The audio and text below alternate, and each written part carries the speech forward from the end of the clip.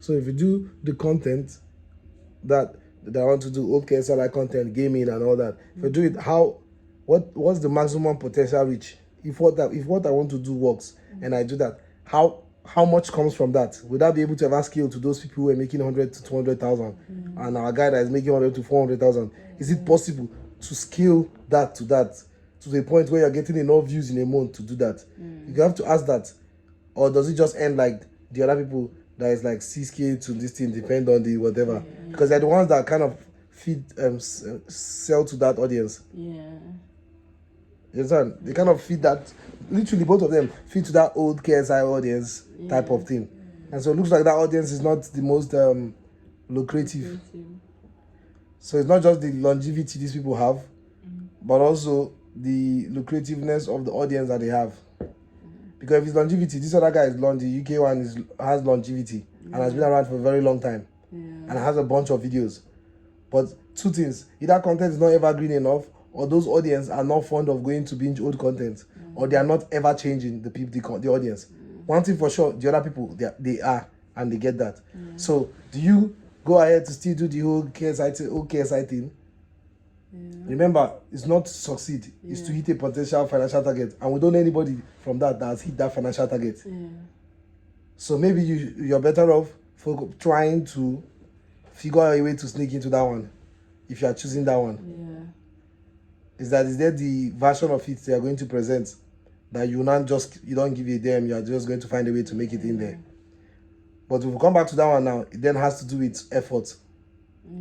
Because the success has to do with how much effort went into the video. And so are you straight up going to become like something like Crazy XYZ, Crazy XYZ, but targeting the American audience now, like trying to actually put in effort and put in resources. You understand? Break 100 rules and actually do some insane things. Make the videos like long, 8 to 10 minutes. You understand? And like, let it be insane. Like, basically, are you going to compete? Because if you're going to compete, yes, the audience is creative. Now you might be able to compete in terms of production value from here. But then you now have the other aspect of it, which is what do you call it? Relationships, cross promotion. And so it's tricky. I feel like what really helped it is the investment in the storyline that has been created by that group. People are invested in that storyline, because not just that type of content. Is the people invested in storyline and they've done a lot of it. So you cannot, what you learn from the group is that it's a famous person that influences that storyline. You understand? Not makes videos with them. It's storyline that's this thing. So if they're just making video, everybody go there, everybody go that way. But people are invested in what they believe they know about these people. So it's so tricky. Because you don't want to, like I said, the aim is the financial destiny of it. Like, yes, I'm saying I can just do the old KSI stuff and not give a fuck. It work, it does not work. But I know that the end goal of it is the financial destiny. So, and that one does not, I don't know anybody that scaled it to that point.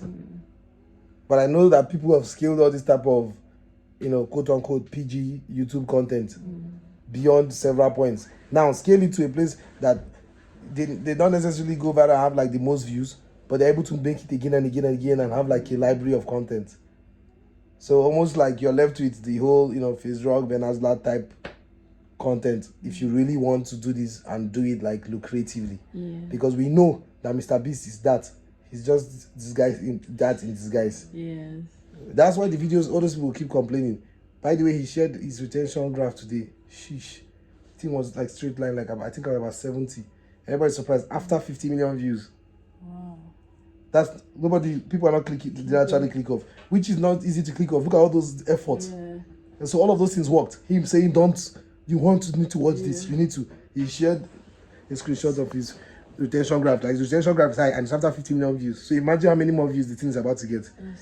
Because usually after the more the views, then it starts to go down. It's high. After 50 million views. So we know that he started doing that when he started doing overnight challenges and stuff. You understand? And pivot into that, but doing it at a scale that has not been seen. And that's why people who are also trying to be at that level and have never done it like that, those type of thing. Never got to be truly big like him, because he has a lot of that young audience, plenty, that others will not have with their serious storytelling. Whilst also, because he's the most famous person on the platform, having all those audience that the storytelling people have too. So that becomes like an important factor if you're going to make YouTube lucrative, financially rewarding. It looks like you have to compete in literally the most saturated aspect of YouTube, and which, funny enough, is not the most expensive aspect of YouTube. Yes, the most expensive aspect of YouTube is the viral, trying to make the video go viral niche. That's the most expensive one, because you're spending $50,000.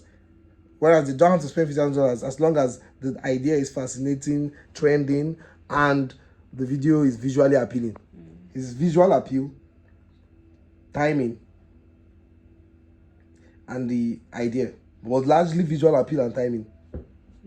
This is a fascinating idea that people know. No, in this case, it's not fascinating ideas like what we have researched before.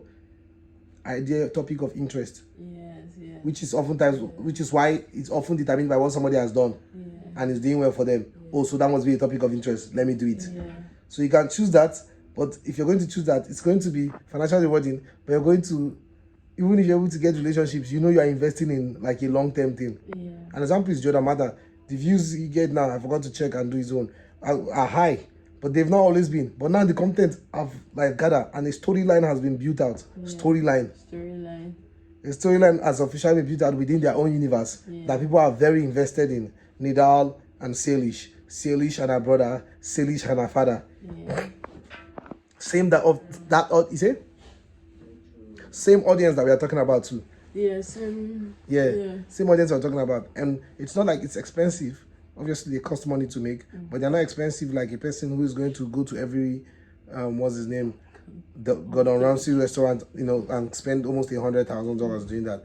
Whereas here, it's just just a couple grands per video. You understand? And that has to do with like props and stuff that are just visually appealing. Just visually appealing stuff. So it's almost like full circle coming back to that, as is the lucrative side. Now, all the doors are shut, but you probably want to be banging on the door that when they open it, they'll give you plenty money. Not the one when they finally open it, they give you, and you're like, I don't want this thing. Remember, all the doors are shut. You want to start trying locking another door again. You understand? So if nothing is guaranteed, you might as well try out the best option. Since none of it is guaranteed. You thought you're going to get the best option. You thought you're going to ever become like, it's not possible. You're in Nigeria. There's so many reasons. You don't have the relationships to be able to make it in that space. I don't have anything to make it in any space. So might as well be in a space that if that mistake that I'm counting on happens, if that fucking disruption that I'm counting on happens, if that day mistakenly shows up in a year or 2 or 5, I'm guaranteed that I'm going to be compensated highly financially for it. Not that the day shows up and it's like, oh man, now I'm just stuck here gaming, and like everybody's like, oh man, gaming, nobody cares about gaming anymore. And everyone's like, stream, and it's like, bro, if I could stream, I would have streamed since now. It's like, bro, I enjoy videos. If you're streaming, you're not streaming, man, I'm bouncing, man. Or just doesn't reach the maximum potential audience that I imagine I would love to reach. So that might just be it now, to now figure out how to knock on the door of this thing without going to California. Not even setting it as a plan. Still, the California thing is still no, until a certain amount of income. I'm not setting my mind on California because of the tax related thing. And I'm just better off paying tax in my own country than going to do that in a place where the cost of living is higher, because it's mainly the cost of living, not the tax.